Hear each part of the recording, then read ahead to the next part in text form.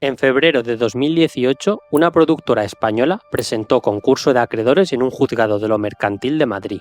Esa productora era BRB International, la empresa detrás de David el Nomo, de La Vuelta al Mundo de Willy Fogg y de D'Artagnan y los Tres Mosqueperros, series que vieron 2 generaciones enteras en España. La causa que aparece en los papeles del concurso de acreedores no es la televisión ni el paso del tiempo, tampoco la piratería.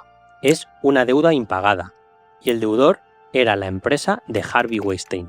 Para entender cómo una deuda de Hollywood termina cerrando una empresa española de dibujos animados, hay que volver al principio, a un hombre que no sabía dibujar y que aún así se propuso una cosa muy concreta: construir un estudio de animación capaz de competir en el mundo, sin tener nunca un estudio de animación propio. Durante casi 30 años funcionó, y cuando dejó de funcionar, el motivo estaba en el propio diseño de la empresa.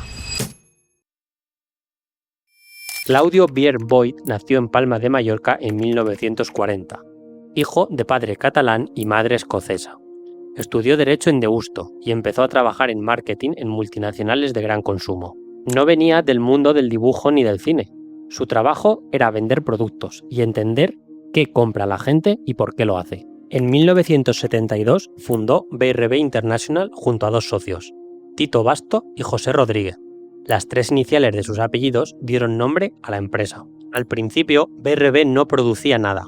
Era una agencia de licencias. Representaba en España a personajes de Hanna-Barbera y de Warner, como Tony Jerry, la Pantera Rosa o los Teleñecos.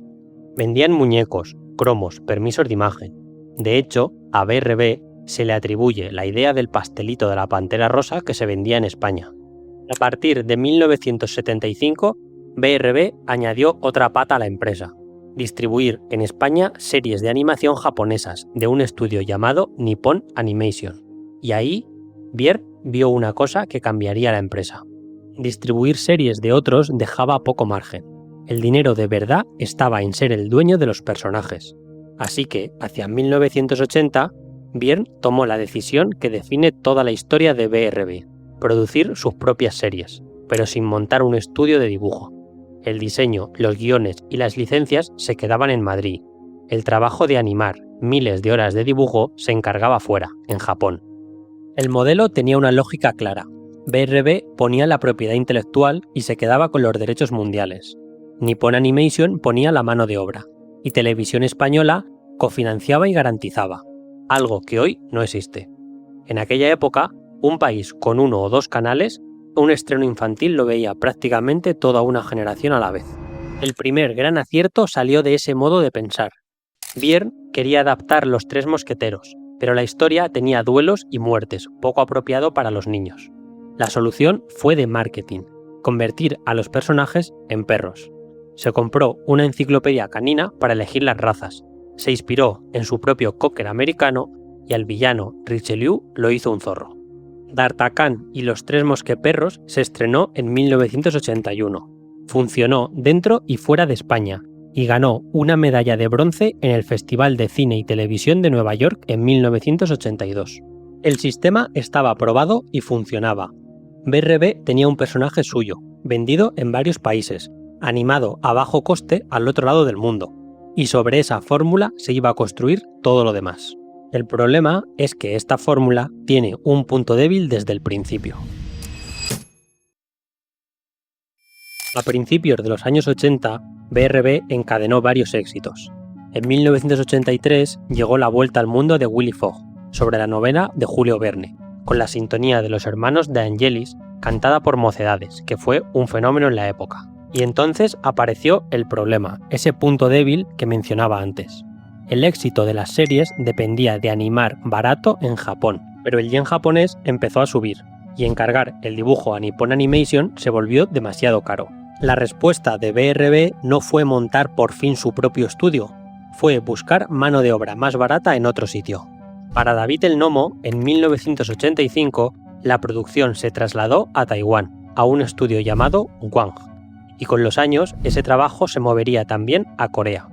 La empresa perseguía siempre el mismo objetivo: mantener los personajes en Madrid y el coste del dibujo lo más bajo posible, donde hiciera falta. Aquí conviene hacer una pequeña pausa, porque esto explica todo lo que vino después. BRB era dueña de personajes queridos en medio mundo, pero no era dueña de la capacidad de fabricarlos. No tenía estudio propio, ni una plantilla grande, ni una fuente de ingresos que no dependiera de dos cosas: que una televisión pagara la serie por adelantado y que la animación se pudiera encargar barata fuera de España. Mientras esas dos condiciones se mantuvieran, el modelo era muy rentable. El día que fallaran, no habría colchón para sostener la caída. Durante los años 90 y los 2000, BRB siguió creciendo por fuera.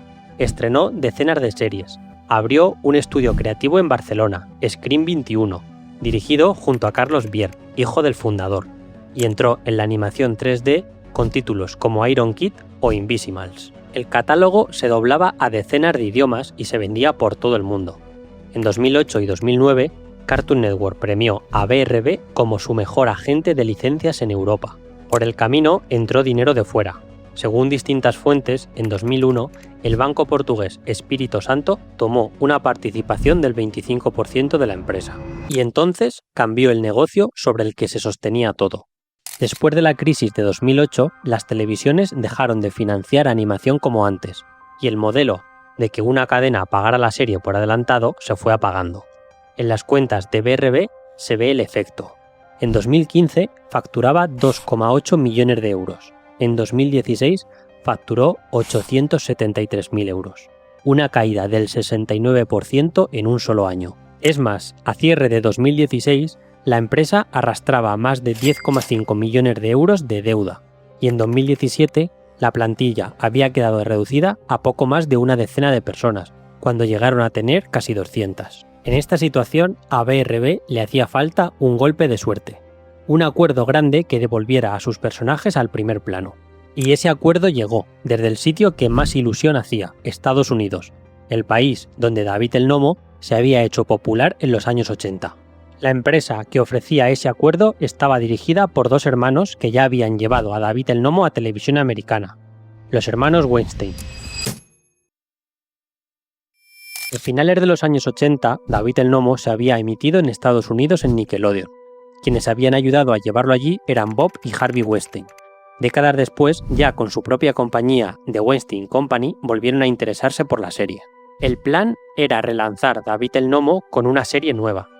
The Weinstein Company debía pagar el presupuesto de la primera temporada, en torno a 7 millones de dólares, y un pago mínimo garantizado de 1,75 millones al entregar las copias de la serie original. BRB entregó su parte del trato, y para financiar el desarrollo de la serie nueva, pidió dinero a un banco portugués, Novo Banco, heredero del antiguo Espírito Santo, y le cedió como garantía los derechos de cobro de ese contrato. Es decir, BRB apostó por el acuerdo americano y comprometió en él parte de su propia estructura financiera. Pero pasó el tiempo y The Weinstein Company no pagó. En marzo de 2017, BRB la demandó en los tribunales de Nueva York por los 1,75 millones garantizados, y unos meses después, a comienzos de 2018, The Weinstein Company se declaró en quiebra, en pleno estallido de los escándalos de reputación de Harvey Weinstein. Para BRB, el cobro se esfumó. La reclamación quedó absorbida dentro de la quiebra de la empresa americana, y no consta que BRB recuperara ese dinero. Con las cuentas ya muy débiles, el impago fue el empujón final. En febrero de 2018 presentó concurso de acreedores. Aquí es donde hay que separar la mala suerte del modelo de negocio. Es fácil contar esto como la historia de una empresa española a la que arruinó una productora de Hollywood, y en parte lo es, pero el impago de Weinstein no explica por qué lo llevó a la bancarrota. Otras empresas habrían encajado un cliente que no paga.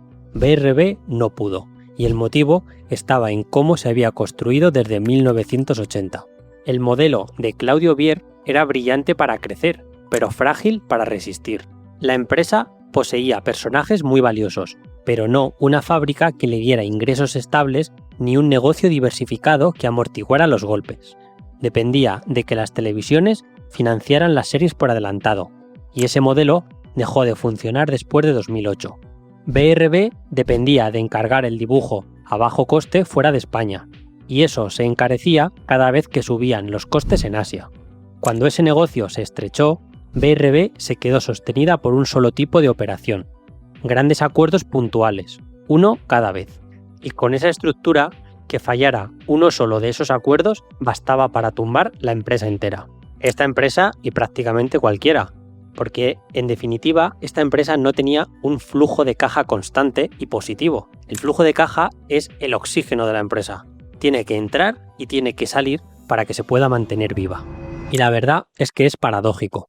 Lo único que BRB sí supo proteger durante 50 años fue exactamente lo que le sobrevivió, los personajes. Claudio Biern-Voigt falleció en octubre de 2022.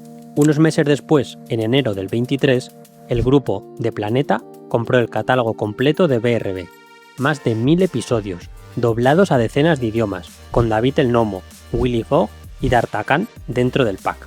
El encargado de gestionar ahora esa biblioteca en la nueva empresa es Carlos Biern, el hijo del fundador. Y es curioso, porque el catálogo se vendió con mucha facilidad, pero en cambio la productora no pudo salvarse. Y esto dice bastante sobre la diferencia entre las dos cosas. Una biblioteca de personajes es un activo. Se compra, se vende y se puede explotar una y otra vez. En cambio, una productora es una estructura de costes que hay que sostener cada año.